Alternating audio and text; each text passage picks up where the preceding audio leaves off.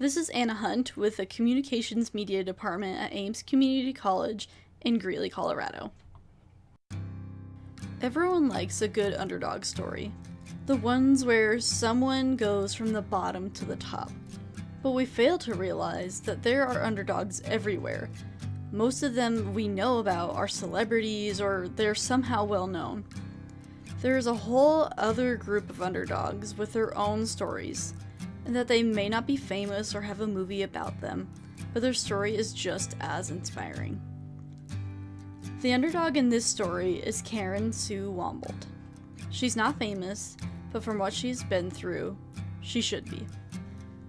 This is a story of a woman who started small and poor, but worked her way up and worked really hard. It went through some really hard and trying times, but got to be in a place where she is truly happy.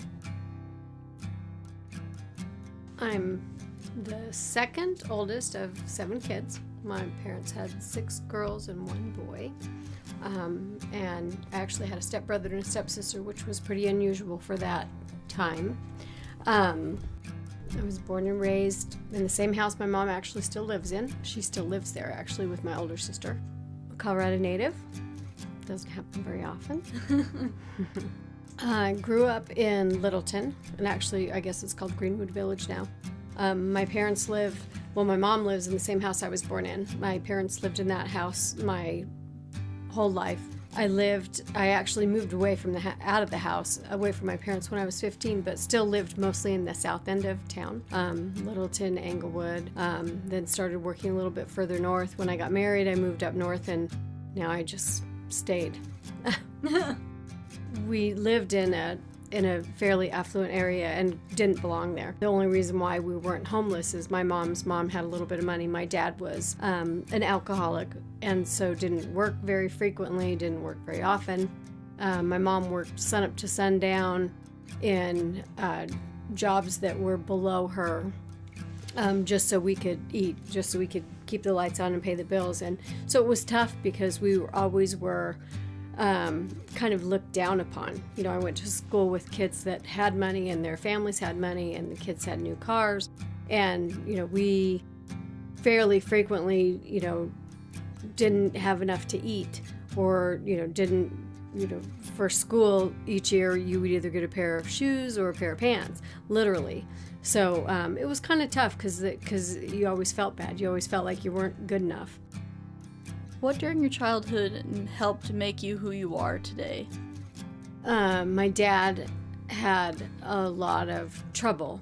I never knew him. I can honestly say I don't think I ever had a single civil conversation with him.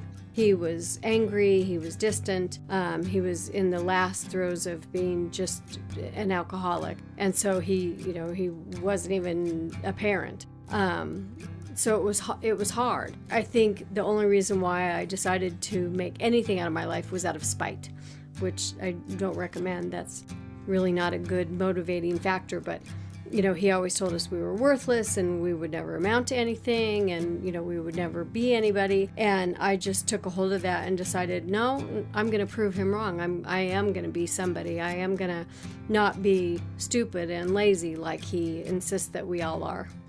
When you were growing up, what did you want to be? I never really had an opportunity to sit back and decide what I wanted to be. I moved out of the house when I was 15, and so immediately, I had to have a job. I had to pay bills. I had to scramble. I had to, do something that I could, buy a car and, pay for the things that I wanted, because I was literally completely on my own. So I never had the luxury of sitting back thinking, what would it be like to go to college, or what would it be like to be XYZ?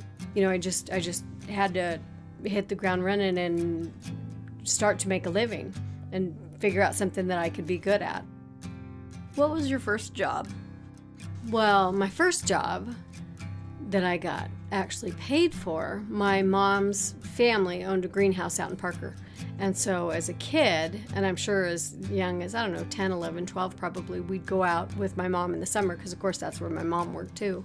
We'd go out with my mom and get paid just a fairly minimal wage to do really mundane jobs, and I hated it because our friends didn't have to work and they got to play all day. And my mom made us go out there, and of course we thought we were actually helping. But actually what it was my mom was afraid to leave us all at home all summer long, with nobody supervising and nobody watching us. And so then my uncle, he'd pay us a little bit. But I actually really did learn to love that job. So that was actually my first real job, and I was pretty young. But then when I was 15, I lied about my age in my first real job, where I got a real paycheck. I worked fast food, and I worked, I wasn't living at home, so I worked at night. I worked from 11 at night till 7 in the morning, and then I went to school during the day so I could get my degree. She worked many minimum wage jobs and worked really hard. She finally got her college degree, and then she eventually worked for the city of Parker. This is where she got to meet some really cool people, such as the Denver Mayor Wellington Webb, Governor Roy Romer, Barry Fay, and Billy Joel. While you were growing up, who inspired you, and if you had a mentor, who was it? I didn't really have any mentors. My family was kind of isolated. We didn't really have a lot of friends or anything, and we didn't have a lot of family that we knew or that we're really close to. And I had a few teachers in high school that kind of saw, my family situation wasn't ideal, and tried to, mentor me a little bit and say, stick with it and hang in there. And I actually doubled up my classwork, so I graduated a semester early, mostly because I was working full time. So I needed to earn money. I couldn't spend all my time just sitting in high school doing nothing. So I didn't really have a lot of mentors. I just knew I had to get up every morning and do the best I could and take care of myself. Where did you go to college, and what did you study? By then I was working for South Suburban Parks and Recreation, and I was doing fairly well. In my early 20s, I already had management positions. And of course, everybody kept telling me I wouldn't be able to move any further up the ladder because I didn't have a degree.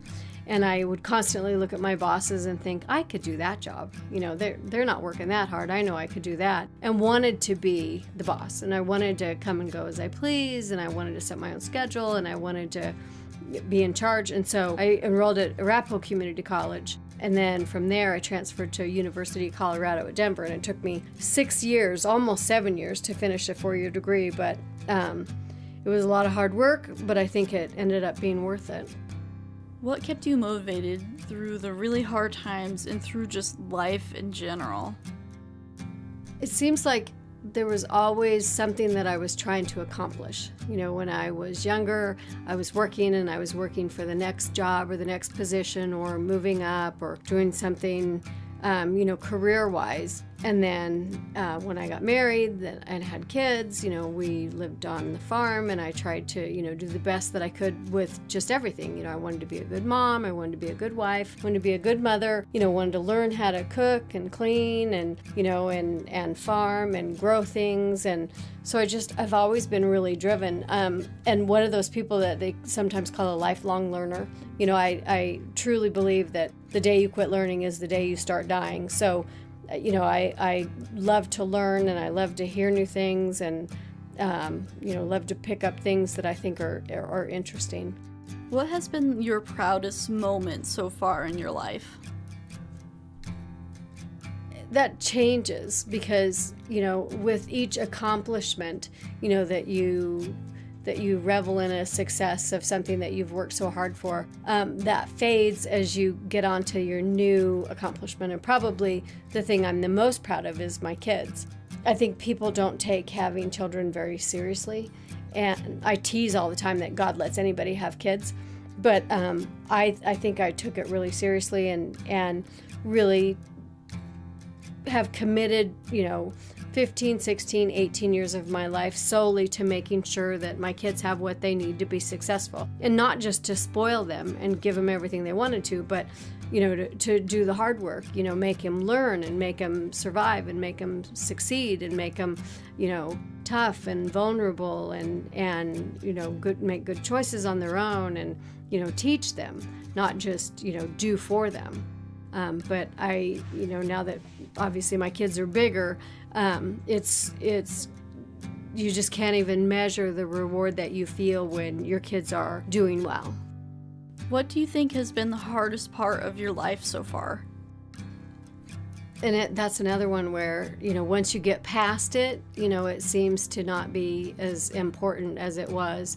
And I've had, a couple times I've stubbed my toe pretty hard, and I feel like I just out of stubbornness, I think, and pride and selfishness, I just decided, this isn't going to be the moment that defines me, and I know I can overcome. When I was young and I was single, it seemed like it was hard to do when you're doing it for yourself. But as I got older and I had kids, when I had a stumble or when things weren't going well, and you sit there and you mope and you have your own pity party, and then you think, I got to get it together now because somebody else is counting on me. And so as you work through those different issues, it's just a whole different perspective when you know that somebody else is counting on you. And there were lots of days when I had lots of tough times that I thought, I don't want to get out of bed. Why am I even doing this? Why am I here, and why do I even bother?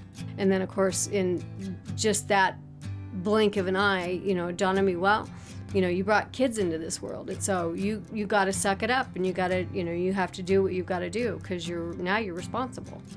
Karen has truly been through some really hard times. In 2014, she was diagnosed with breast cancer. She had the tumors removed and she survived, but it was still a very scary and life-changing event. She never should have been diagnosed with breast cancer. She's the pillar of health. She was extremely healthy. She ate healthy. She exercised. She just ran into some bad luck. She never should have been diagnosed. This isn't the first time she was diagnosed with cancer. Earlier in her life, she was diagnosed with skin cancer. She survived that as well.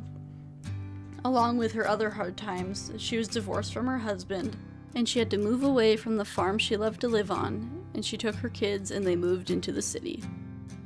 If you had to do it all over again, would you change anything, and what would you change? And you get asked that question a lot, and people talk about that a lot. And if the flip side of that is, if you change something that you wouldn't be where you are today, I would never change. Because I'm very blessed, and I'm very fortunate to be where I'm at, and with, the things that I try and be so grateful for that I've been given. Obviously there's things in my life that I would change and that I would take away, but if they altered where I am today, I wouldn't risk that. And I certainly wouldn't want to do it over again. It's a lot of work. If there was a younger person that was in the exact same position as you were in your earlier life, what advice would you give them? I think I would tell them to try and give themselves a break. Cut yourself some slack a little bit. You need to take your foot off the gas a little bit, coast along a little bit, be a little more introspective, not just so driven and push all the time, because it wears you out, it makes you tired. And maybe try and, they say the phrase all the time, stop, smell the roses. And it's really true. People would say, well, did you guys go on a vacation or did you go somewhere? I'm like, no, all we ever did was work. And I was that way when I was a kid. I was that way as a young adult, because I thought that was the only way that you could get ahead, or the only way that you could accomplish things that you wanted to get done. When I got married, that was our mentality. My ex-husband and I, that's what we thought too. You get up and you work hard, and then someday, and now that I'm getting older, I'm thinking that someday might not ever come. So you can't always just wait for someday. You need to take a little bit of a break and enjoy someday along the way. Tell me a little bit about your status now. So I had kind of an evolution of careers. Started early on, I was in Parks and Recreation, got my degree in business management, then went on to, I was at the city of Louisville and I was the recreation director there, and then I went on to the town of Parker where I was the Parks and Recreation director and reported directly to the mayor. And then in an instant, my babies were born and I stayed home. So that was very jarring. It was a tough transition. Then when I got married, we decided that I was going to stay home and raise kids, so I stayed home with my babies, which I was perfectly happy to do. My ex-husband made some horrible mistakes, lost his job, so then we started our own business. So then I started helping run our own business from our home, and that was trying and taxing. But through that, I learned some skills that have now translated into the position I'm in now. So now I'm a staff accountant. It's not anything I ever thought I would want to do. It's not anything that I particularly really like, but I'm actually kind of good at it. I work in a good place. I have good friends there. I'm treated really well. I'm paid really well for the job that I do. I work because I feel like I'm supposed to work. I have more to contribute than to just retire, and I think I need to set an example for my kids that, I have more to give than to just sit home and mope. As you sit right now in this current moment, would you say that you are successful? I guess I never remember sitting thinking where I want to be and who I want to be. I always remember thinking I want to be comfortable, and I want to be, like as a kid, I always thought, God, that'd be awesome to be able to buy something nice, or to be able to afford something nice, or to have a nice home, or to have a nice car, or like go on a vacation. And so those things, I've had and I've achieved. And sometimes I think, you take those for granted. But as far as being a success, I don't know that I would ever use that term to define myself. I think I've just, through pure stubbornness and determination, have, made something from nothing. What would you define as success? Well, I think it's all relative. I think there's a lot of successful people that aren't happy. And I think there's lots of happy people that aren't particularly successful. And I think, true happiness or true success kind of sits in the middle, where you have some kind of a balance. You have a balance of something that's rewarding and something that's fulfilling and something that you've accomplished, something that you're good at, something that you continue to learn. I think it's just all a huge balancing act. And I don't know if I'm there. Some days I feel like I'm there, and some days I think, gosh, I'm just stuck. I'm just miring in the mud and can't get out. And lastly, is there anything left in the future that you're looking forward to, that you finally have time to do? Is there something that you've always wanted to do and never were able to do? Is there something in the future that you're really excited about? My role as a parent is changing, because when my kids were little, it was very consuming, not only physically but emotionally. Obviously, as your kids get bigger, your parental demands are diminished, for sure physically.